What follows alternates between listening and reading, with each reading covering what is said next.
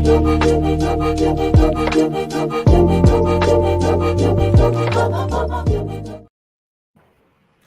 Morning. morning. How are you today? Doing good. Yeah, Good. it was Nice. a good weekend. It was my girlfriend's birthday, so it was nice to go out and celebrate that with some She has a birthday family. on Mother's Day. That's neat. Saturday. Oh, okay, what close enough. So, I mean, it's funny because she's like, my sister is the same with Father's Day. You know, every 7 years or whatever, six Yeah. years, their birthday does fall on Mother's Day and Father's Day. So that was it was a fun weekend and just got a lot going on this week. A lot of cool stuff to dive into. I went for a walk for the first time in a really long time because my wife likes to do that. So we took the kids to the park and just walked. Yeah. That was Was nice. it? Yeah. It was great. Until the kids, like when you're navigating a public scene with 5 children, 11 and under, there's there's any number of things that can crop up at any moment. So the 3-year-old, his feet started getting tired, and I didn't want to carry him, so we just turned around. You're like that. We got a good distance before that happened. Good deal. Yeah, so Mother's Day was awesome. I hope everybody else that's tuning in got a chance to enjoy that and celebrate with the woman who brought them into this world. And, yeah, either celebrate or be celebrated. Yeah, we have stuff to celebrate. You know, we've stepped forward in some of the stuff that the collective is up to. We had the we were talking about the BOATY sale last week, and now all of those tokens have been transferred into the hands of the collective. So the collective is the controlling interest or the controlling entity behind the BOATY meme coin, and we're going to stick to the tokenomic structure that was set up from the founders at the very beginning. There's going to be a Miranda's NFT airdrop today. So those of you who hold, or not just the NFTs, but also the Materium. So if you're holders of Miranda's assets, you're about to have BOATY just dropped into your account because you were involved. You got there and you had this stuff, and that one of the main purposes behind BOATY was to kind of address the situation with Miranda's. So we saw that the funding from the sale went to it's going to be supporting the developers and creating a new game that kind of aligns with the original vision that we were talking about as far as the player-based economy, and now we also wanted to kind of, I don't know, it's not a shout out. What is it? It's kind of just a almost like a thank you to the people that bought Miranda's stuff, you know, like, so if you had NFTs, if you have NFTs, the snapshot was taken on April 1st, and the NFTs are going to represent about 4% of the total BOATY supply. And then there's a separate pool for Materium, which is another 1% of the total BOATY supply. So it's about 2.8 billion tokens that are going to be distributed to wallets that were holding either Materium or Miranda's NFT assets as of April 1st. That should happen today. I'm sure that they would have loved to get it done at 420, but it looks like it's going to be a little bit later than that. There's this airdrop deployment is might be a little bit wonky. The hardest part is, you know, I can say kind of from, you know, just talking to the people, you know, I think one thing to mention about the BOATY side is, like, before I get too into it, is Jesse was kind of confirmed as at least, you know, this kind of interim leader of the BOATY project, like within the GG collective, and as far as helping to guide the vision. So that's going to be, you know, trying to bring on the original team as much as we can and make sure that they are being responsible to the community, actually pushing out what they say they're going to be pushing out, and allow the community to have that interest that they, you know, kind of originally thought they were going to have. You know, in talks with him, I know one of the challenges has been Miranda's NFTs on GalaChain versus being on Ethereum network natively, and that's kind of been a challenge in itself. You know, trying to make sure we don't want to not support what's being held on GalaChain, because that would be, you know, disproportionate, you know, to a ton of people out there. So I know that's kind of been where the hang up has been, is just making sure we're getting all the right information. I see Jade Soto has as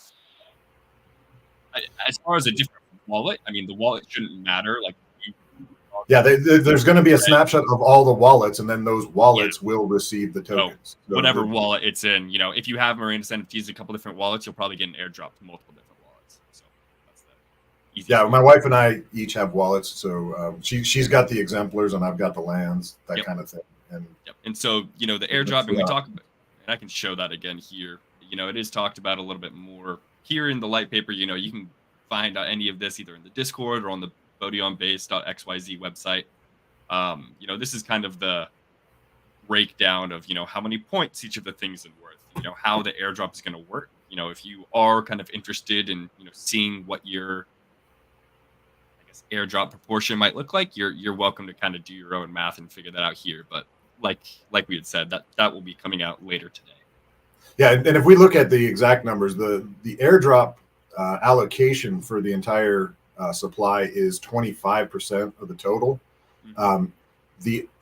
We're only getting 5% of the airdrop to the Miranda's asset holders. The other 20% is going to be distributed over the next year. There's going to be 12 monthly airdrops, and that's going to be based on the number of BOATY tokens your wallet is holding. So those of you who understand the vision and want to be supportive, you guys are going to be getting more tokens down the line. If you're going to be the guy dumping your tokens, well, you're not going to get any more. So it's pretty simple there.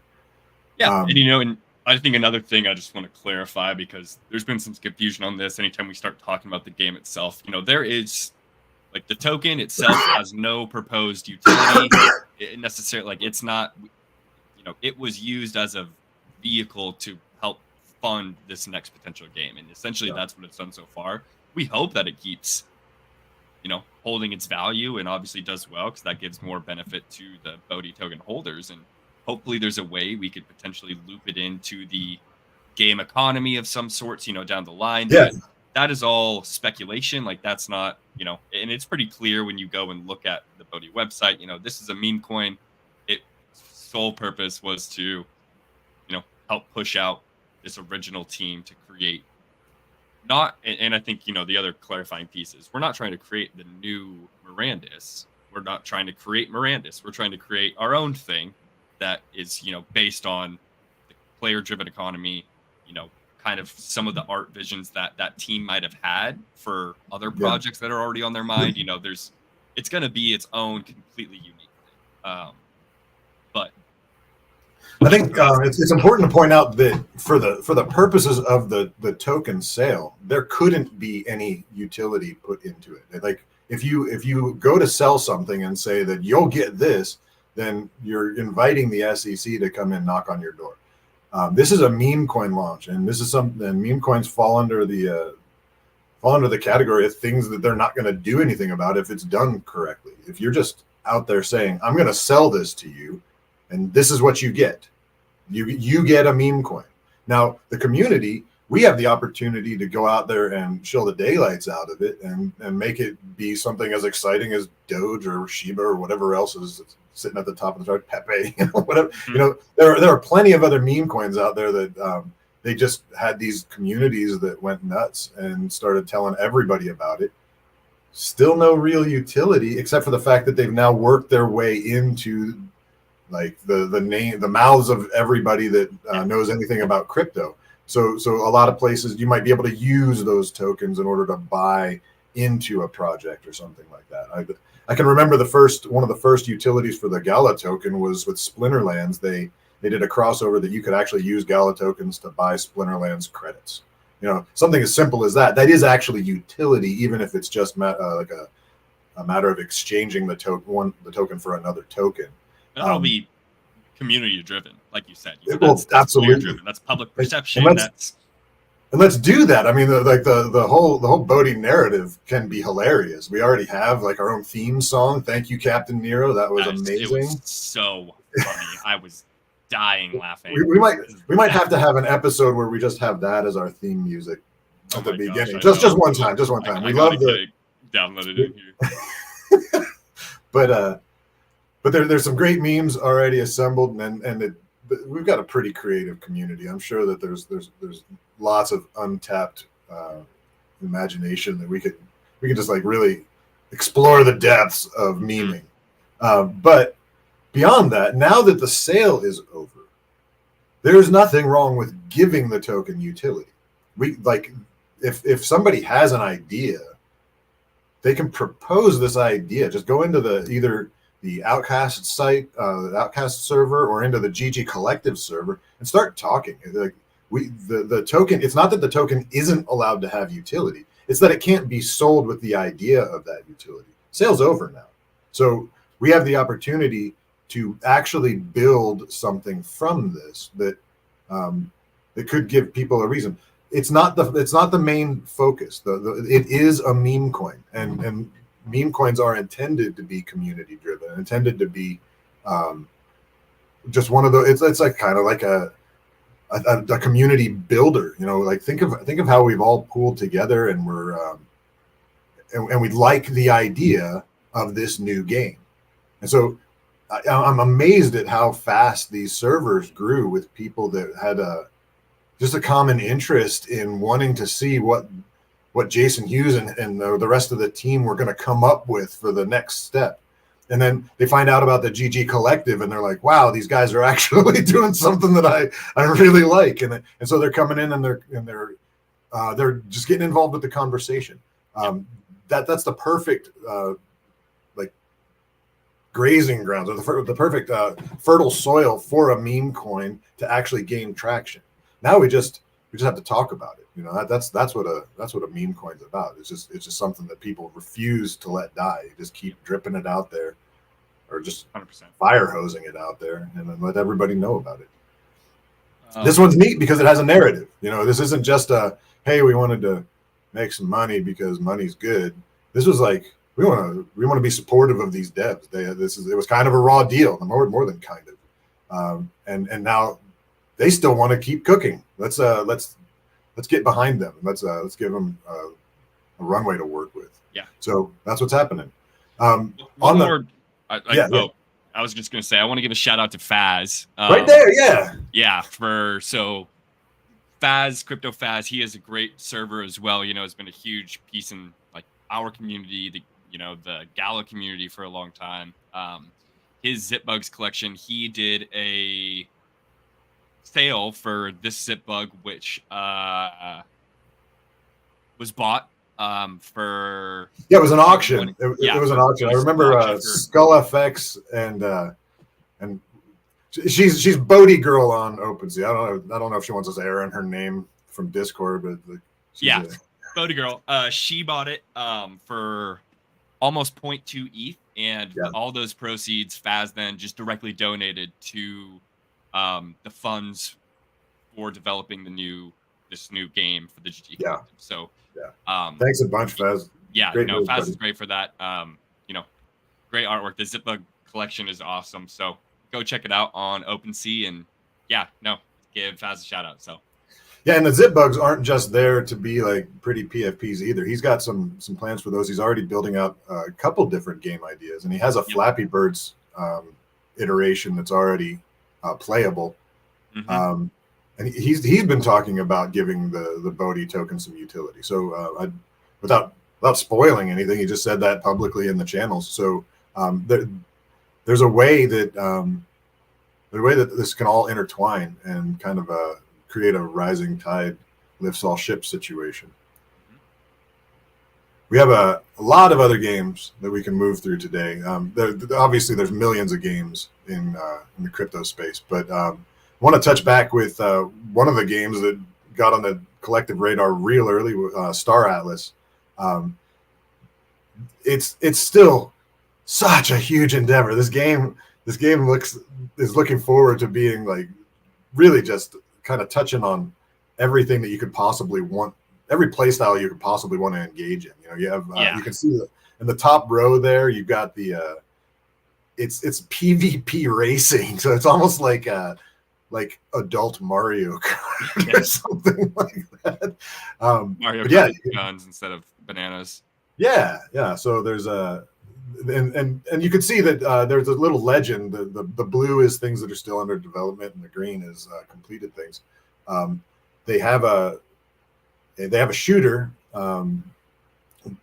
called Surge, and they were doing some testing with that.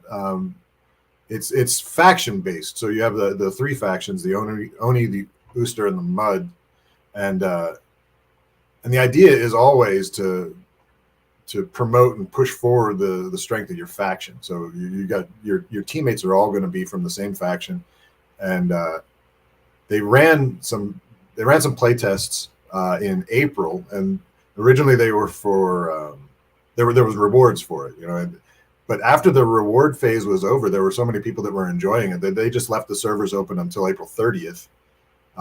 So people were able to play for a while. The servers came down, but just this past weekend they put them back up again. The founder of a Star Atlas, Michael Wagner, was presenting in Istanbul at the Solana Crossroads conference, and he was the speaker at the end of the second night, just kind of giving a rundown of what Star Atlas has been building, what they're up to, and what it looks like right now. So they decided to open Surge for that weekend, so that people that were there at the conference who were hearing about it would get a chance to actually get in and play. There were some updates to Starbased. Okay, so Starbased is their essentially their foundational layer of the game. Everything is plugged into the Solana blockchain. All of your transactions are being recorded from the simplest transaction of like undocking your ship. Bam, that's an event. So all of these things taking place on the blockchain. The Star-based expansion was added onto the original Sage Labs expansion or iteration, and now some of the elements that they introduced were creating some economy complications. They wanted to sort of do some fine tuning with that. So they increased Atlas emissions, daily Atlas emissions, from 4.5 million to 6 million. So that's a 33% increase. And then they also said that emissions are soon going to be scaled based on the Starbase upgrades within your faction. So there's going to be a little bit of like an economic wrestling match between the factions to get their Starbases upgraded so that they can be getting more of that daily emission. Also coming up, they're going to be implementing a game resource export tax. As of right now, the only tax on you is the transaction fee to use the Solana blockchain, but they want to discourage people from hopping from faction to faction, because if you can do that for free, if you can just pop your resources out and then send them to another account, then you're essentially playing too many sides of the field there. I'm sure they have a lot more reasons than just not wanting to allow that free flowing between the factions. There's probably a lot of bot related issues. They don't want they probably don't want people capitalizing too much on arbitrage with things. So they want you to really be committed to your faction. And one of the ways to do that is to make it so that you're going to have to pay a little bit of a fee if you just want to export your resources. And then we're talking about things like food, fuel, ammunitions, any of the higher crafted items, any of the raw materials. Those are things that in order to take them to the marketplace, you actually remove them from the game. You step them out of the game. And then once they're on the Star Atlas site rather than the Star-based site, essentially, that's where you can indulge in the marketplace. But that's also where you can send them from account to account. And they saw that there were a lot of people that were shifting factions that way. Another thing that they're doing, normally like in the past, to have crew members, you needed to have a ship, but you needed crew members in order to be able to craft. And now they're selling crew packs. This is a pre-sale right now for a 10-card platinum pack. I saw the numbers. What was it? I think Virtual posted that they sold $450,000 worth of crew members in 24 hours. Yeah, something ridiculous. So obviously the game is alive and well. There are people that really still love this idea and are fully in. But these crew members, you'll be able to have them at the central space station or anywhere that you're going to be doing your crafting, and you won't have to sideline your ships anymore in order to have crew to do the crafting. You'll be able to keep all of your ships out in fleets, and you'll have dedicated crew members that can just sit there and craft stuff with the resources that you bring back to them. So lots of different things coming through for Star Atlas. Again, like they're building in many different directions here. You saw that roadmap update with all those different bullet points that they're after. There's so each one of those they're just kind of like pushing them down the line a little bit further all the time, and then all of a sudden, bam, that one's done, and they get to ship it to market, and we get to check it off the list. Play it. Yeah, exactly. Another game that has been like really offering something to ship to market, Neon Heroes, is best way to describe it is an Overwatch style shooter. Right now they're doing their season 2. It's a pre-alpha, so but it's on the Epic Games Store, and this game has been really catching attention. They ended up for season 1, they ended up in the 30 most played games on the Epic Games Store. The numbers were astronomical for a blockchain game. Let me dig that up for a moment. While I'm doing that, I'll try to like talk without having it sound like I'm just spewing drivel. But the numbers that they saw could very well drive like real adoption for blockchain gaming in general, because if people can get comfortable with the idea of playing these games, whether or not they're interacting with the blockchain, it might give them a little bit more pause to discount it when they have a fun game to work with. So numbers that came out: 200,000 downloads, 400,000 hours played, 35,000 daily active users, 641,000 unique wallets, and 1.3 million registered users for the missions. So they also have web missions that they do. That's a social-fi kind of thing where you're engaging. Some of it has to do with NFTs. Yeah, some of it's NFTs in your wallet, and some of it is like Twitter posts or X posts, liking and reposting and things like that. So, but people that are engaging the ecosystem, that's a good chunk. 1.3 million actively doing something, and some of those are going to be multi-accounts or bots. But when you have 35,000 daily active users in a shooter, we're not talking about bots there. We're talking about people that are really enjoying the game and getting in and seeing a way that they can get started on this whole idea of playing and earning at the same time. So season 2 launched on May 8th, and initially they so it's teams of 6. Initially they didn't want you to be able to field a full group of 6. What am I trying to say? Like if you're teaming up, like they do have a social system that if you have friends within the Epic Games community, you can invite them to your party. And in season 1, they were allowing teams of 6, and that was actually kind of a problem for people that were playing solo because they were getting smashed by these like pros. So they wanted to mix it up, and at first they restricted to only solos and duos, but there was a lot of negative feedback to that. So they did actually go back to the 6-man teams being allowed, and they just kind of introduced a new MMR system. Now, there's plenty of criticism about that. It's still in pre-alpha. Like I'm sure it takes quite a bit to like nail the kinks in an MMR system, but the gameplay is fun, and they're actually reaching the Web 2 community. So so this is a game that we really want to keep an eye on because it's good enough that it's going to get attention no matter what type of gaming background you're coming from. and they have the potential to, like, the tokenomics are already looking. It's a simple tokenomic structure. They're doing a play to airdrop right now.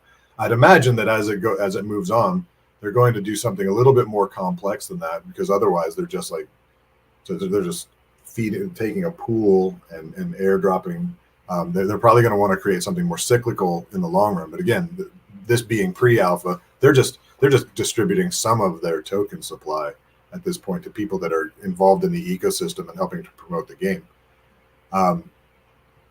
But this season 2 is going to last until May 26th, and what you're doing in the game is earning catnip. So catnip is essentially your in-game database tracking token, and there's going to be a fractionalized distribution at the end of that. And so when they airdrop for season 2, it'll be converted into the Nyan token. And I don't know. It's been fun playing, and I suck at shooters. I'm terrible, and yet I'm finding ways to actually earn this catnip, because like you have missions. You know, I do manage to like take someone out every once in a while. Like some of these guys are completing these missions in their first game. I'm taking like however many games it takes. You know? Hey, exactly. You get it done. That's what matters. All right, so I'm gonna quasso myself there. I was really like kind of getting fanboy on the game. So I do want to say one last thing. There are 2 days left in the open edition NFT drop. This is something that launched last week. If you want to get in and get one of those in your wallet, that's actually also a part of the web missions. If you have one of those, it gets you catnip in the web missions. So if you want to mint one of those, it's on Magic Eden. I think they have you set up a Magic Eden wallet in order to receive it. So, but simple free drop, just a couple button clicks. One of the other games we were talking about with incredible community, large fanfare and excitement about it is Pixels. They have their weekly live stream. They did this Wednesday. They kind of outlined, they have a plan for 3 distinct teams. As of right now, they're all kind of like working on everything all at once, but Luke wants to separate into three teams with very specific functionality. The first is the live ops team, which is going to be responsible for content. They want to, he said, hopefully every 2 weeks, but definitely monthly. They want to be able to get new content into the game, things, new crafts, just anything that's going to help keep the game fresh. They also want to have a team responsible, or they're dedicated to core game systems. And this is the stuff like the way that things are deployed. They'll be able to add utility to the pixel token through the different mechanisms in the game. They want something, not just the content like on the player side, but actually the underpinning mechanisms of the game. They have a team developing, or they're dedicated to that. And then they also want to have a team devoted to data analytics and incentive design. So I don't know if I've seen like there's always communities that are down about bots, but I don't know if I've ever seen a dev team, aside from maybe the Neon Heroes one, that is so dedicated to combating the bots. You know, they have there are some places where you can embrace that. You know, like Star Atlas is in such a position where they were able to just lean into the fact that people were automating, and it's created a very fluid dynamic for their marketplace. You know, like there's nothing, it's not detracting it. Instead, it's allowing everybody to kind of get this stuff done. Starbase being an idle game, it's nice to be able to just like kind of turn your bot on and then check on it later. It's similar to running a node. You know, you don't want to have to be actively like pushing buttons for your node all the time. Mm-hmm. If you can just get that mechanism running, and in the long run, a game that has that leans into the bots on one side, but is still building out to a more skill-based game in the long run, the bots are going to fall by the wayside. And I think Virtual pointed out with the Star Atlas situation that those miners are just going to kind of be sitting there. Those bot miners are going to be sitting there exposed, and once PvP goes live, they're just going to be meals for the actual people that are engaging the game and out there like with a more like piracy kind of bent to their gameplay. They're like chaotic good, like or they're like neutral. Are they bad people if they're just destroying the bots? Well, the game is built that way, right? The game is built to have this this warfare, especially since it's a 3-faction game. You know, you think back to the different things that pirates were actually getting away with. You know, if you wanted to be a pirate, but you didn't want to get hung by every nation, you just got the right papers from the monarch of a certain nation, and you went out and you were one of their corsairs. You were one of their I can't remember the term that they used for it, but you would essentially be fighting for them, but really you're just a pirate. You're just it's mercenary warfare, but it's for a cause ultimately. You know, you want your faction to be on top, and some people were committed more to the faction, some people were committed more to the money. Just kind of depends on where they're coming from. But we'll see that here too. You know, there's some people that totally, even though these are fictitious, you know, there's some people that are fully in on the faction thing. They love a team. They love being able to promote their people and win the game that way. Other people just want to be able to make as much as they can. You can have both. Yeah. I don't even know if it's necessarily bad. I mean, one's more selfish than another. You know, obviously teams are more other oriented. Anyway, so in addition to those, Pixels is also working on new title development. They want to be able to fit mini games within the broader idle game of Pixels as it is now, and they're also looking at acquisition. They're very confident about their structure for onboarding, for distribution, and what's the other? Their user acquisition. They've seen such good results, and Luke really believes this is formulaic and not just kind of like a lightning strike. That this is something that they're attentive to their community, and they're able to see what's going to draw people in and keep them there. You know, not just bring people in to like take a look and extract real quick, but actually get people engaged. And so their confidence in this particular model is leading them to look at other games that have a really solid core, but might lack in the ability to deliver on an economy side or to an engagement side.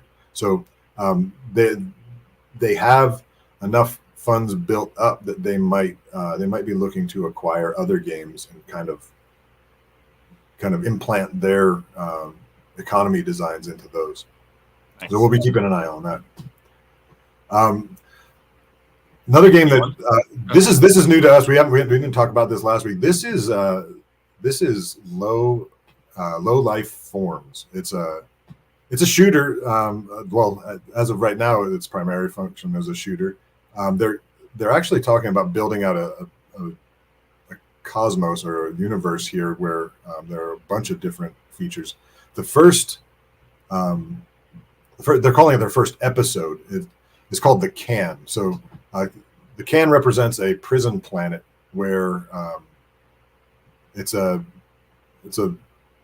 shooter where people are essentially like killing each other for the entertainment of the rest of the people in this world. Yep. But their plans are bigger than that. They want to bring in a bunch of different things. We see that happening in a few different places. You know, Pixel talking about building out mini games and acquiring other titles. The Planet Mojo team, you know, they have Mojo Melee right now seems to be their best developed game, but they're but they're talking about building an entire ecosystem around a general theme, so that Low Life Forms is doing the same thing, and they're starting with a pretty elegant shooter. I love the cartoon graphics there, the comic book graphics version of that. It's just they're experimenting with a lot of neat concepts, and so visually it's really appealing. It's not to the point where like the public can get into this game yet. They're still doing testing, but I wanted to bring up the point that the Low Life OGs, the PFP project that launched this, they originally minted for 4.4 Sol, and just recently there was a sweep, and the floor is now sitting at 22.9. So, and they sold this. They launched this in the bear market. So this wasn't one that launched back in 2021. This was as the markets were crashing. They sold these.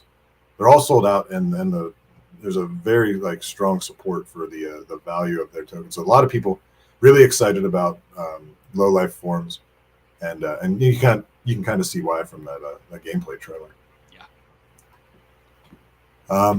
I mentioned Mojo Melee. So their team, they're a bit excited because they're going to be launching on mobile. They're anticipating the new season to start in mid-June. Pride of the Past is going to be the theme for it, and it's going to. We mentioned the last week. We talked about the anthropomorphic lion character who's going to be the featured guardian for the new season. But with a mobile launch, obviously they're going to be going for far more exposure. They're looking to bring more people into the game. Now it's an auto chess style auto battler where you have rounds where you're able to essentially recruit based on a point cost each round, and so it's simple to play. I've found that it's really engaging. It can get very time consuming. There's a lot of you can take a lot of time and play this game. Their in-game economy is something that I've never seen before.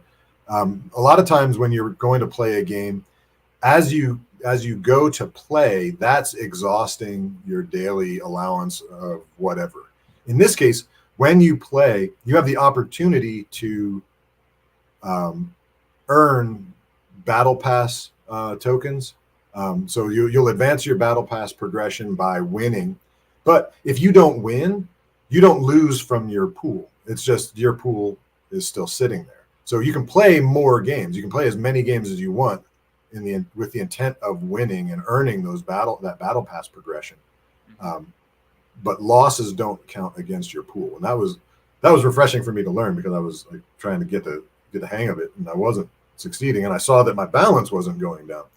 It's just a certain allocation of points that people get each day, and as you win, you can progress through the battle pass and unlock new things, whether it's in-game currencies or you can also get experience for your heroes or your champions rather, and you can even unlock like I got a new haircut. I got a mohawk from one of my mojos, which is so there's vanity perks and there's other things. Now their team, you're not at any point when you're leveling up your characters, you're not creating an imbalance in the game. The characters do what they do.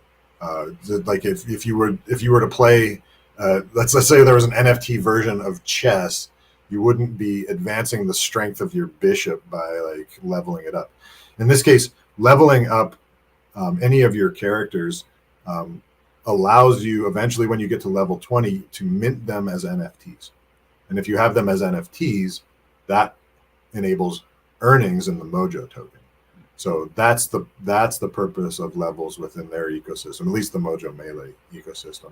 So it's a unique spin on that. They're encouraging people to play their game, get those characters leveled up, and then you can activate earnings after you've actually been in the game for a while. You could buy somebody's NFTs in order to activate that earning also. Same team partnered with Talon Esports. Talon's going to help them tighten up their mechanics, and they're also looking at it as a way to open up new competitive events. So this is something that they do have tournaments within the game already, but I think they're looking at making a broader base, not just the standard 8-man tournament, but to turn it into something a bit larger and probably increase the prize pools as well.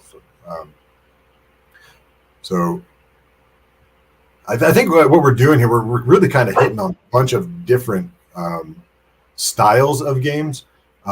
If you have a specific game that still fits within the parameters of like let's say it's got a similar theme to what we're already doing. Star Atlas being this giant space MMO, Neon Heroes as a shooter, Pixels with its idle play.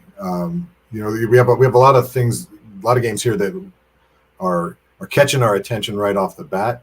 But feel free if you want us to dig in on something or at least give consistent updates. Just let us know what it is that you want us to talk about. Another genre here is the racing game, and we have Wilder World, which we talked about a bit last week. They're in full swing with their Wheels Arcade Austin event. So they ran their first week pole position event, and the top 50 times received some of the wild token. Now, and the winner is qualified. He won a trip to compete in the in real life finale in Austin. So there's going to be a big event in Austin once they finish the first 5 qualifier weeks. You can see here for week 2, they are running it on the Lunar Lane racetrack, which is going to be this is just for week 2, and we're in the midst of week 2.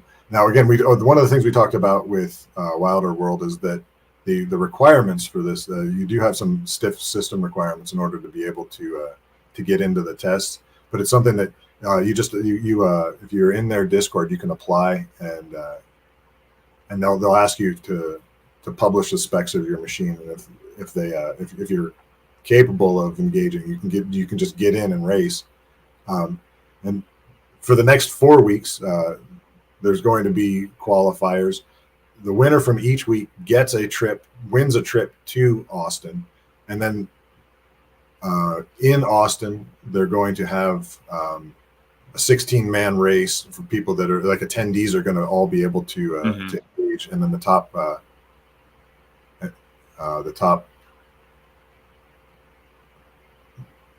8 are going to be playing in heads-up competition. They're going to race against each other to determine the winner. It's funny that they don't say it specific. I mean, this is just one of those things. They have it's during consent. I was going to say this is during consensus, which is funny that they don't say it's during consensus. But I see. Consensus starts the 29th, and I think it's through the 31st. So That's funny that this is. Why wouldn't you do it that way if you're going to do it in Austin? That's great timing. Yeah, so it's funny. I saw that. I was like, I just put 2 and 2 together. I was like, oh, that's funny. One last game that I wanted to talk about real quick, Golden Tides. I want to keep an eye on this one. They did post something into their X feed. This is some in-game, it's actually an in-house stress test that they were running. I guess you would describe this as like an extraction MOBA. I tried to say that. It didn't feel right, but it is. I think that's the best way to talk about it. You have your teams, you're engaged. You can there's ship to ship combat. There's the MOBA style combat like you're seeing here. But the idea is that you have to go find a chest and deliver it to this NPC who's kind of I don't know, he's kind of watching over the whole affair. Yeah. But it's not just the single chest. There are multiple chests. So you could like, I don't know if they're completely sold on the way they're going to run it, but we had a best 2 of 3 kind of situation. Like, whoever got 2 chests would win. And in this case, you can see that this is the delivery spot and he managed to kill the guy right before he got it into the spot that he needed to have it in. Then he picked it up and delivered it. So, anyway, so Extraction MOBA, maybe something like that. But the point is, it looks like a lot of fun. And so they're working on making sure that it's not going to break. They've been doing Friday night game nights and inviting the public into play. If you own one of their Gen 1 skins, you can get into play. I think I said it last week or the week before. The Gen 1 skins are like floor of about $30. They're on Arbitrum, so relatively low floor in order to get in if you want to like take a look and if you think that it's going to be worth your time. But yeah, so again, it's like we're looking at games in a bunch of different genres, trying to hit the high points, trying to find the ones that kind of best accentuate that. But then we're also going to be digging deeper. Like we were able to bring low life forms into the conversation this week. We're going to be looking at new games all the time, opening them up, bringing them into the fold, so that we as the collective have kind of a working knowledge of the stuff that's worth being in. You know, like the players, asset holders, whatever. We can all kind of like pool together. Something like Neon Heroes. We can open up a channel and like we can group up and teams of 6 go out and give them hell. Something like Star-based, that we're talking about an entire faction-wide kind of thing. There's all sorts of guilds involved in Star-based or in Star Atlas. So we want to be able to educate and like the broad community. Not there's plenty of people that are bringing these to our attention who are like essentially specialists on these games. People that have been there since the beginning and are really excited about what it's doing. But now we're talking about reaching in our own community. There's so many people that may not have heard of these things, and we want to be able to present these things in a way that if it tickles your fancy, if it's one of those things that like actually like looks like something you'd want to get involved in, you now have a place to meet up with people that you already have a relationship with. You've already started building a community with them, and now we can focus those attentions on in any of these directions. So again, if you're one of those specialists, one of those people that found something that's worthwhile, and you were in there early and you want to talk about it, let's get it going. Let's tell the community about it and see if we can get a collective presence in those games in the way that we have with something like Star Atlas with the purchase of the T1 Titan. You know, there's moves that we can make as a group that will be impactful. It can be engaging with with the game ecosystems, and it can create more of a fervor for these games. You know, the more people involved, the more competition that we're bringing to the table, the more exciting that game gets. And so, if you have a game that is still early in development, why not bring new attention to it? Why not bring a whole community of players to it so that we can all get in and enjoy it, and watch the game become successful because it actually has that kind of support. I don't know, Blake. I felt like I was melting down a couple times there. I think you killed it. I'm pretty sure. There's a lot of information. There's a lot of things happening, you know, across new games, what's going on in the collective. I mean, there's no shortage. So I think I needed more coffee. Guys, don't vote for me. This is not I'm not proud of this one. We did get some information out there. I hope it was worthwhile, but man, I would not want to have to listen to me again. Not today. I love listening to you. All right, guys. Well, appreciate all you being here. We'll be back next week. Thanks a bunch, guys. Take it easy.